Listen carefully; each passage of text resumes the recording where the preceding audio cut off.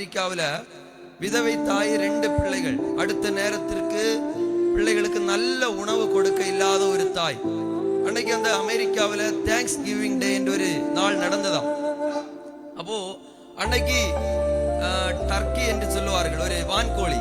எல்லா வீட்லயும் அன்னைக்கு வான்கோழி இறைச்சி இருக்குமா. அப்போ இந்த பிள்ளைகள் கேட்டதுக்கு அம்மா சொல்லிச்சு, நம்ம பார்க்கில் போய் விளையாடிட்டு வந்துட்டு கர்த்தர் நமக்கு சாப்பாடு தருவார் என்று சொல்லி பிள்ளைகளின் பசியை போக்குவதற்காக ஒரு பார்க்கில் போய் விளையாடினார்களாம். விளையாடிட்டு களைப்போடு அந்த பிள்ளைகள் அந்த அம்மாவிட்ட கேட்டா, அம்மா எங்களுக்கு சாப்பாடு வேண்டும்.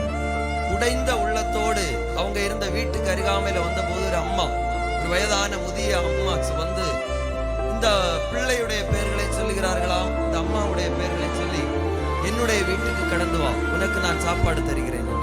இந்த அம்மா சொன்னாங்களே, இல்ல வேண்டாம், எங்க வீட்டுல சாப்பாடு இருக்கு. இல்ல, நீ எங்க வீட்டுல இன்னைக்கு சாப்பிட வர வேண்டும். பாருங்கள், ஒரு ராஜா எப்படி சாப்பிட ஆயத்தப்படுத்தி வைத்திருப்பார்களோ அதே போல அந்த அம்மாவுடைய வீட்டுல டேபிள் எல்லாம் போட்டு பலவிதமான ருசி பதார்த்தங்களால் அங்க நிரப்பி வைத்திருந்தார்களாம். பிள்ளைகள் வயிறார சாப்பிட்டார்கள். சாப்பிட்டு அந்த அம்மா ஒரு பெரிய பார்சல் எடுத்து கொடுத்துட்டு சொன்னாங்களாம், வீட்டுல போய் சாப்பிடுங்க என்று சொல்லி. நிறைவாக அம்மா கடந்து வந்தார். இதுல ஆச்சரியம் என்னன்னா, மறுநாளைக்கு தாய் எழும்பி யார் தனக்கு சாப்பாடு கொடுத்தார்களோ அந்த வீட்டுக்கு இந்த அம்மாவை தேடி போனார்களாம். அங்க போன போது அந்த ஹவுஸ் ஓனர் சொன்னாரா, இந்த வீடு பூட்டியே 1 வருஷம் ஆச்சு, யாரும் இங்க தங்கினதே இல்லை. அல்லேலூயா. வேதம் சொல்லுகிறது, எலியாவை காகத்தை கொண்டல்ல காகங்களை கொண்டு போஷித்தார். அல்லேலூயா. எலியாவை தூதர்களை கொண்டு போஷித்தார், எலியாவை விதவையை கொண்டு போஷித்தார்.